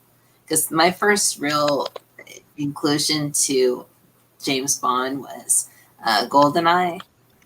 And so I guess it was fun because I didn't know what to expect for that movie because I didn't know who James Bond was. But then I saw like bits and pieces of the older movies when they were like on TV or when my mom was watching them. And there was like a super hot, steamy, like Jane Seymour scene I remember seeing. And then there was like a train. But I would like to see them all so I could pick which of my favorite older Bonds, are the cool ones. Because from what No. I've seen, I think Connery looks cool. But then I hear all this stuff about how like a lot of people like Roger Moore. So I feel like I should properly judge them, You absolutely should judge Oh. those movies yourself. Mhm. The Spy Who Loved Me was one of the best James Bond movies, in my opinion. I can wholeheartedly agree. I think also the thing is when you're comparing them, you have to look at the era. Then with Connery was the 1960s, with Roger Moore was the 1970s, with Brosnan and Dalton. It was like the 1980s, 1990s with Dalton. I mean with Brosnan, 1980s with Dalton. Um, Lazenby with the one film was 1960, late 1960, early 1970. And Lazenby then wasn't Bond. That was terrible. it was That a was the good set. film. I loved it. I would have liked to see more, but for what we got, I liked it a lot. And then with Craig, 2000s. Yeah. But like I think you also you know, if it wasn't for, because I was reading an article, not an article, but I was reading, because I shared on Twitter last week about how I think the thing that's interesting about the James Bond franchise is that it is the longest running franchise out there. Like you have Batman, you have Lord of the Rings, you have Star Wars, but James Bond was you know is to this day still the longest running film franchise. Mhm. That is great. That's cool. Because it first got started in 1962, and I think Mhm. Star Wars got started in 1970 something. You're right. Well, real quick here, gonna have to interrupt here. So, Sir talks a lot. Uh, looks like it's time for you to hit the old dusty trail. But let me just tell you, let me just tell anybody here, this has been a delight. Sir talks a lot. He is great. Let me just say a few words here. This guy is a natural. He's a natural here on the live stream. The people love him. The people love him. Moira Kitty, she says you sound posh, or cultured. I don't know. You I sound do you try sound at smart. times. You sound good. You're funny. You are great. And Thank it you. looks like it looks like with you, a bunch of other people are leaving because freaking AFK. She's got to say she's got to drop out of the chat and anyhow, no, I'm joking. Anyhow, it's been a great pleasure having you on here. Same with AFK. Thomas, what's it looking like for you right now? I mean, unlike AFK, Yeah. I love you, Mongo. So I'm gonna stay and hang out with you for a little bit. Yay. You know, Sir talks a lot. Uh, yeah, I don't know enough about him, so I can't judge him. All I know is that he has an incredible voice. Thank I've you. seen a few of his videos. Uh, They're not and for everyone. Let's be real. They're definitely not for everyone. well, I mean then that's okay. And then whenever I do my next creator spotlight, whatever, due to your recommendation, due to Mongo's recommendation, I shall be doing you and Viking Warrior or something. Um, All because right. Mongo did suggest, because I was gonna originally do you, but then Mongo backed me up with that. So All right. Well, I look forward to it. Thank you. yes, sir. Yes, sir. It was nice to talk with you too. Sir talks a lot. Yes, it was a pleasure meeting you all as well. See, Nice chatting with you. he has an incredible voice. Holy shit! Well, Yeah, it's like the I've been voice. working for a while on it, so yeah, a lot of work has gone into this voice. I'll tell you what. Thanks But again, Mom. I would like to invite Mhm. you guys to follow me on Twitter if you're not already. Anyone watching this stream, it's Sir Talks a Lot _ YouTube, and also subscribe to my channel. None of this was planned. You can't really predict any of my content, but I hope you laugh at least once. But as always, I hope you guys have a wonderful day. Hey. See you guys. See you later. So yeah, All right, and see you later, AFK too. Okay, all right. because I guess I'll.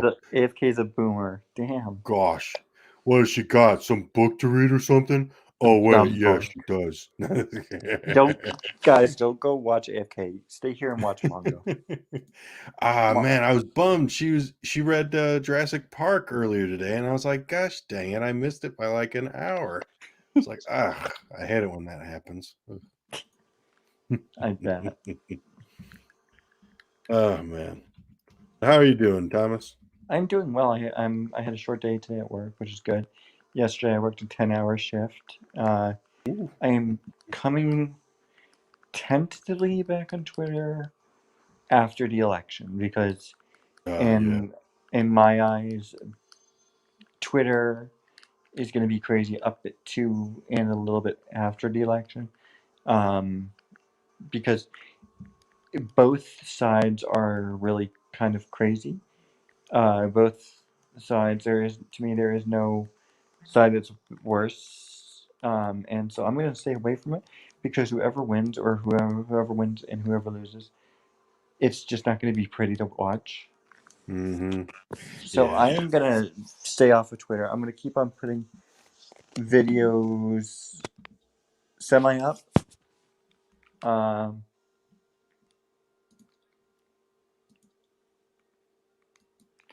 and yeah.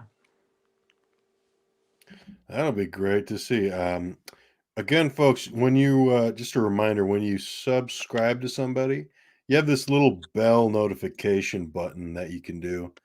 And a lot of times, something that I've noticed is that when you initially subscribe, you kind of occasionally get notifications, but you can go to your little bell button underneath the subscribe or next to the subscribe, and you can click on that and you can set it from like personal to all, and that'll give you notifications for pretty much everything that comes out on the channel. And let me paste uh, Thomas's channel into the chat because I that's something that I found very useful because Mm. so many people and you try to I watch so many people like Bone says here, too many streams to watch, not enough time. Like, oh, I that is the plight of man here. I will say is that yes, it does help to press the notifications, the little bell like you just said. But what doesn't help is so yesterday and today I got notifications from YouTube that a few of my videos were flagged Oh, due to really? so back when the whole Naughty Dog striking Ryan and Jeremy's and Heel versus Baby Faces, and a few other channels, striking, giving them not a strike, but or striking them. I did a video that said F, with the star F Ah, Naughty yeah. Dog. Mhm. And so just yesterday I got word that my video, it's still up, but it's been restricted because Oh. somebody flagged it.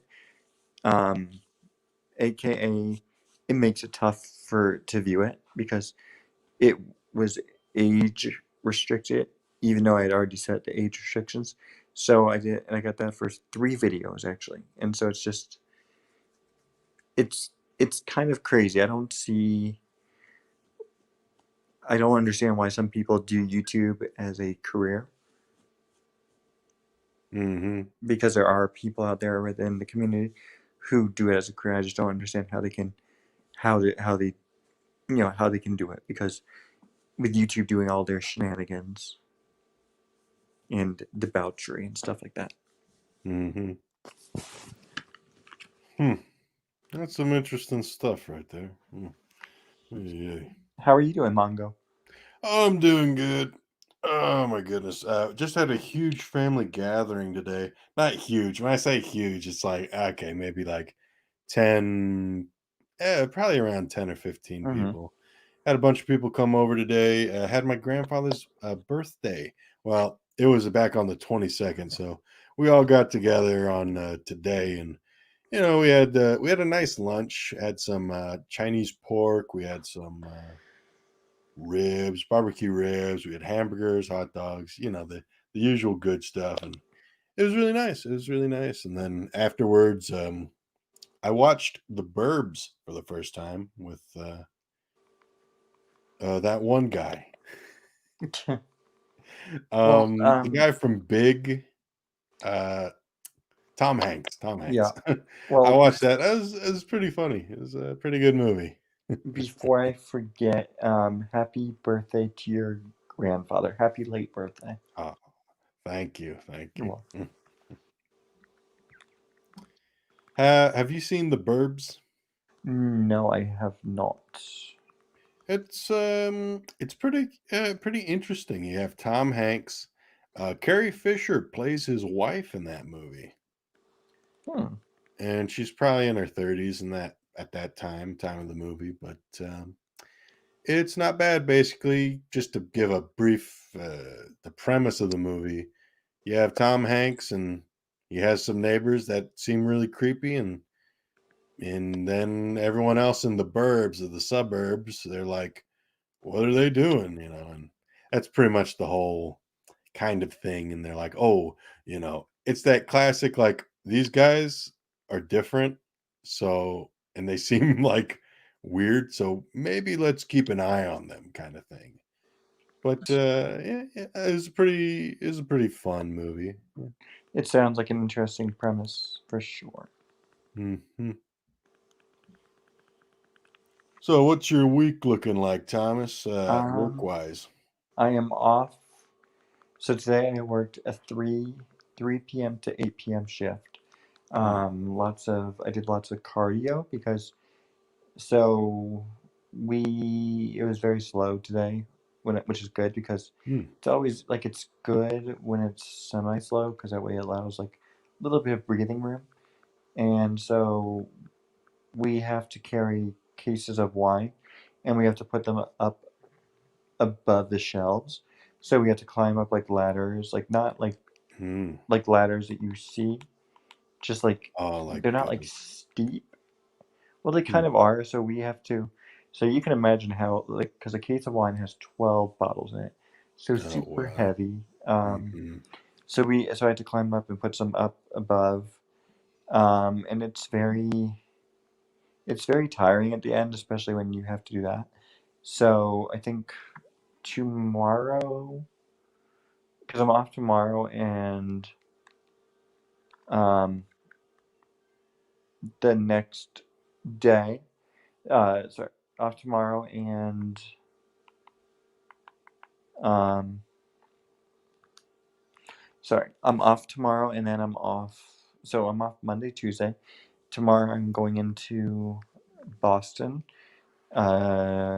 to spend night with my father, and Mm. I'm gonna get dinner with him and his girlfriend. So that should be fun. I think Mm. Tuesday I might walk around.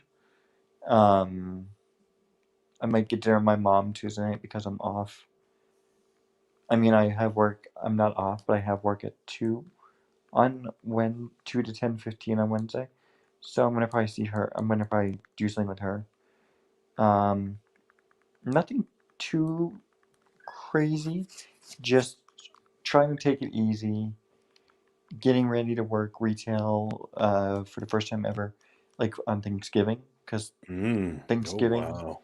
and Halloween are gonna be a little crazy. But the cool thing is I can dress Yeah. up, Oh, so I that's cool. might do that. I was gonna originally do Darth Vader, but I can't because we can't wear like a mask, Mhm. which makes sense, and also just living, trying to live life day by day, trying to find closure to the situation at work. Mhm. So that's essentially how my week is gonna be. Hmm. Nothing too fancy. No, no, that's cool. So you have any ideas for costume then? No, I might just wear like I don't know. I might wear like a tux, like get like a blazer, and pull Oh, off like a oh. fancy. Because I already have like a tie. I don't know. Mhm. I think I still have like a lot of time to think of it. Um, Well, I mean, I don't know. You got like 6 days, 5 days, hmm, 6 days. I remember when I worked down at a bakery, I was a dishwasher, and one of the hmm, days I was going into work, but I had like an extra hour before work. So there was a Halloween store, Halloween Express or Spirit of Halloween, and hmm. pretty much everything was marked down to like, by like 80%. So I was like, okay, well, and then I just got a pirate, a pirate parrot, a little parrot, and Yeah. I just did a pirate costume with some other doodads that they had around there. I'm like, all right, that'll work. But there's definitely some good stuff you can find, and I think there's probably going to be some good discounts, at least Oh, at the typical Halloween store this week, at least. For sure. So, I mean, yeah. I mean, might go see. If I'm not doing anything with my mom on Tuesday, I might go see Nightmare Before Christmas again. Oh, Because are they playing that in the theater? they're Or showing that and Halloween. I mean, not Halloween, Hocus Pocus. And I saw it last Tuesday.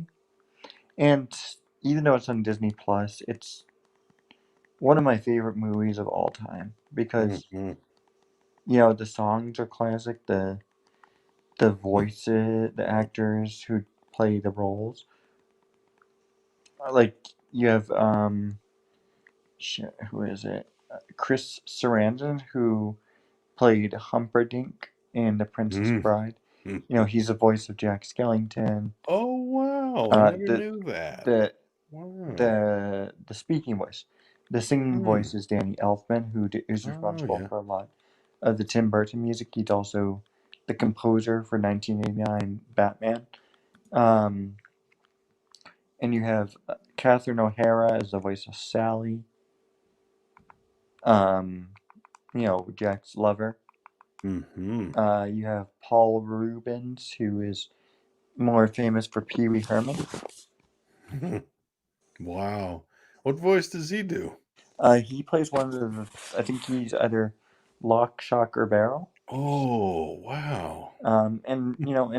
And then the funny thing is that not in the actual movie, but if you listen to the soundtrack, there is a prologue and like an epilogue thingy.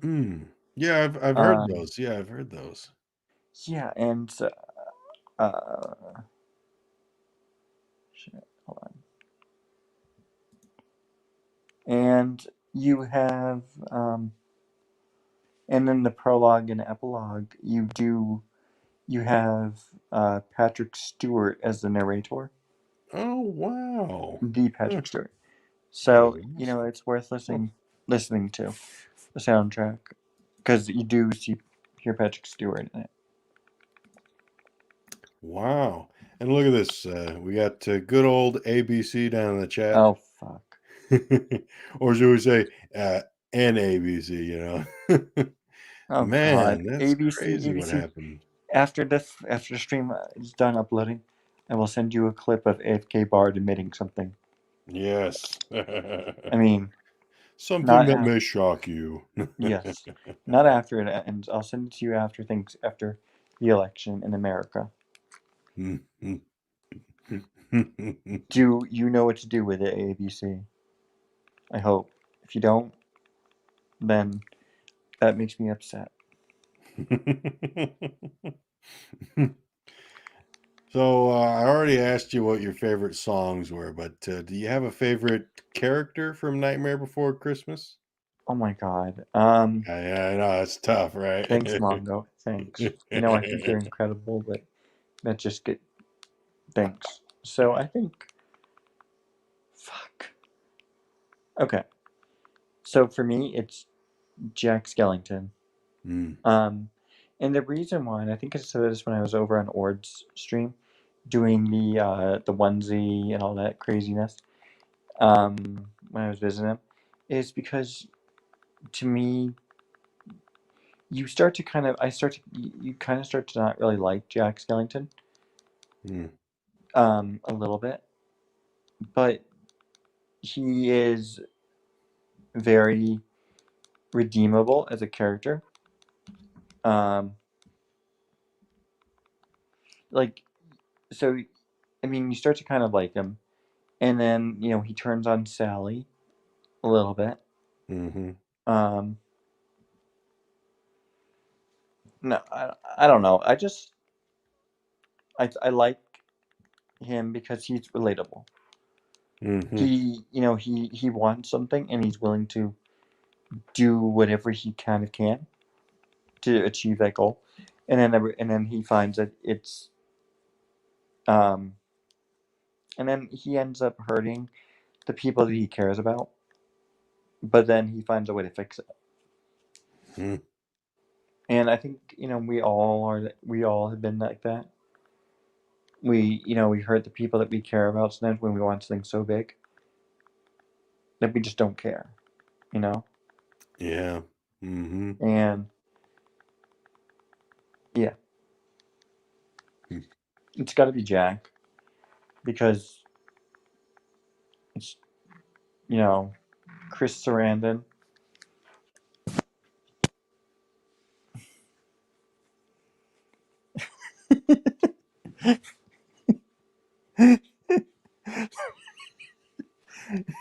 ABC. Oh my god. His comment made me laugh about AFK. Oh, yeah. I was like, what? Is ABC Biden 2020? Maybe. No, I think. Never mind. Oh, man. Look at that. He says Nightmare Before Christmas is an overrated movie. Well, ABC is an Well, overrated person. Let's remember. I mean, I think yeah. he's just being a little bit facetious. He doesn't know what he wants. I mean, you like Pete's he is an Dragon, but you Aussie. don't like Nightmare Before Christmas? Cancel ABC. Oh, Aussies, you know it's true. Oh, goodness. fucking ABC. Those fucking Aussies. I really like Oogie Boogie. I don't, it's not to say that I want him to eat Santa Claus. No, I don't want that. But I love how he's big, he's loud. Mm-hmm. I hated the bugs as a kid, but nowadays I'm like, oh, that's neat. I get that. Look at that. I don't like bad movies. Oh, wow. Well, Ooh. Ooh. ABC, you're full of bad movies. Ooh, that's a spicy meatball. That's a spicy meatball.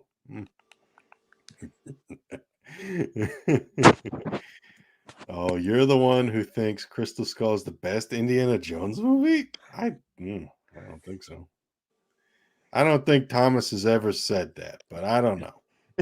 I mean, ABC is the one who thinks that Raylo is the best ship. So, I don't trust a person who thinks that. I think the best ship is #fanboards, #Tom AFK. I don't trust an Aussie. I don't trust Raging Rhino. I don't trust Lyndon. I don't trust Field of Hatred, and I certainly don't trust ABC. And yes, I know he's going to tell that to the Aussies, and that's okay. I'll tell him about how he's crazy. Well, Oogie Boogie's song was good. I don't think it's the only good thing from the movie, but there's a lot of good. I think every song in that movie is a win, pretty much. I would agree. Yeah. I do love Oogie Boogie when he's like, well, what have we here? That's just great. Oh, look at that. Look at that. He's calling you a racist. Oh, goodness. Whatever you say, Boomer. ABC, if you really love it that much, then why don't you come on here with Mongo and me? Yeah, the more the merrier. Or you chew chicken. I know what ABC sounds like. I know what he looks like. He came on stream once on my channel. And he's come over and onto Rosetta's channel too. Once. No, that's cool. But he won't come over and hang out with Mongo. I think ABC is a true racist. Well, whatever may be the case, we're going to start winding it down. We're coming up to about, oh, wow. Ooh, spicy stuff.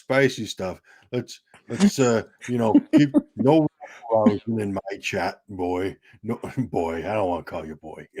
No rabble rousing in this chat. No roughhousing. Keep it good now. Keep it good. I'm going to be like Hagrid. Oh, I shouldn't have said that.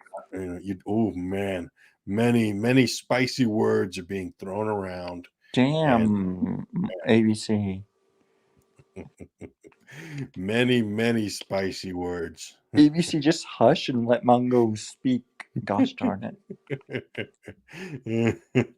ABC, you get this special treat because I think everybody deserves this in their life.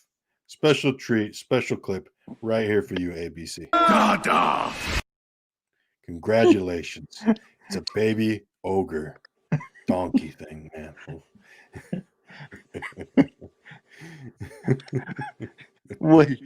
Wait, so you're calling ABC an ogre? You're saying that he looks as ugly as an ogre? Damn. Oh,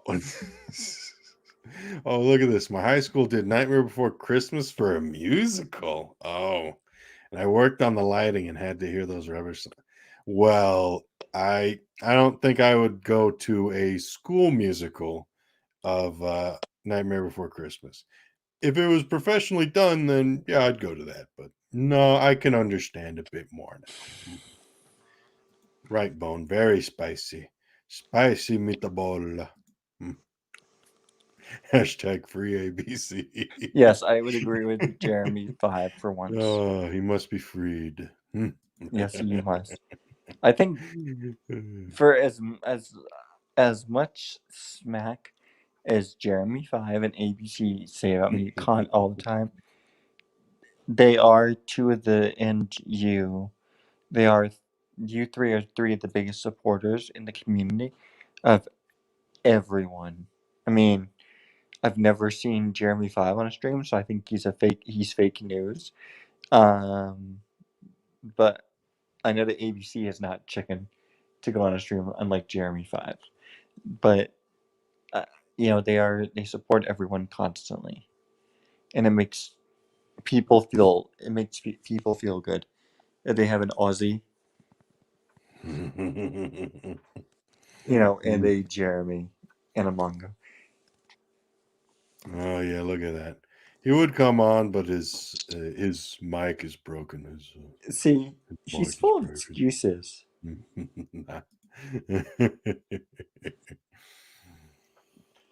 Oh wait.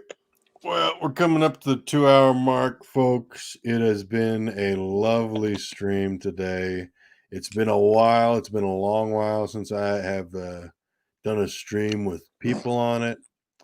I got to tell you, it's a great pattern here with these little discussion streams. Every time I go into them, I feel pretty optimistic, but every time I get out of these streams, I feel wonderful. It is a great high, so to speak. It's a great euphoria, so to speak, but it is really great.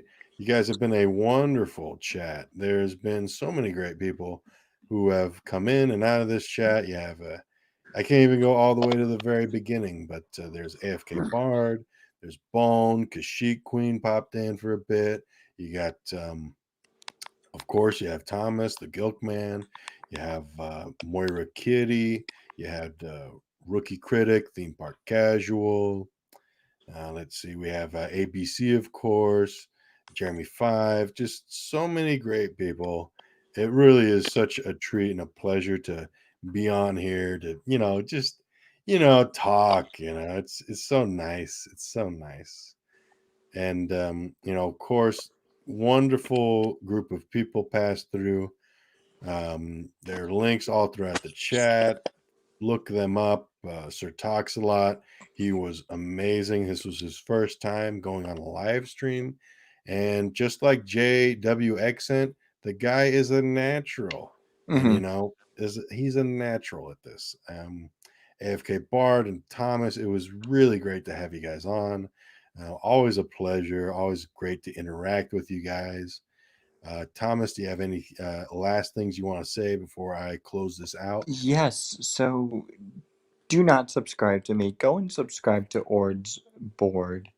I have known, and go and subscribe to Mongo, and not an ABC. I have known Ord's board for a long while now, and he he puts out such good content, news articles, pop culture news, streams like Overwatch, Diablo, Left 4 Dead, and so I got to go and hang out with him and Kashi Queen 2 weekends ago, and they are just as great, and just as incredible and just as motivational in person as they are on YouTube and Twitter. I mean, even though they put me in a car seat for a little bit, I can't say enough about my love and my respect for both of them. I know I'm a difficult person at times. I can rub people the wrong way. The fact that them and so many others are able to put up with me and want to put up with me is inspirational and moving. Um, go and like Mongo, go and subscribe to Sir Talks a Lot and Jay Accent. I have not gotten the pleasure to be on a stream with Jay Accent yet, but go and subscribe to both of them. It's as and I didn't notice, but Mongo pointed out is that it was Sir Talks Live first live stream, and the first live streams are intimidating and scary as all hell. My first live stream was with uh, Justin McProper McCheese, Shelly, and Mary Furry Mayhem. And it's scary, but he handled himself well. Go and subscribe to the host, Mongo. He is one of the biggest supporters of myself and everyone else, and he deserves more than what he has for subs. And go and subscribe to AFK as well, because she's incredible. Well, And if you don't know, if you don't know who she is, you are missing out on an incredible person, a person who loves to read for you guys. But yeah, I'll shut up now. No, that was great. That was great. Did you? Mongo, I need the link for Talks a Lot channel. I will get that to you right now.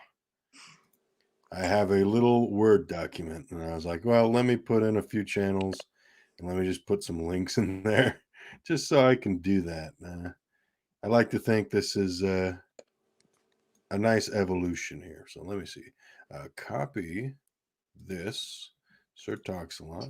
Alrighty, here is the link for Sir Talks a Lot channel. He does a lot of stuff. I watched a few videos, mostly his thoughts on, Chris Pratt and all that stuff. All the stuff that you see on Twitter. That's a lot of the stuff that he makes videos and comments on. Yeah, he was very considerate. He's very kind. He made sure to reach out to me beforehand and see, like, oh, is there anything that, I shouldn't do? I was like, well, as long as you're not like blowing into the mic or, eating something into the mic, and, that type of stuff. I let him know, hey, it's a chill stream. It's just no need to worry. But there's his link down there. Yes, you can find him there. And with that, folks, for the rest of my night, I'm probably going to be listening to AFK Bard.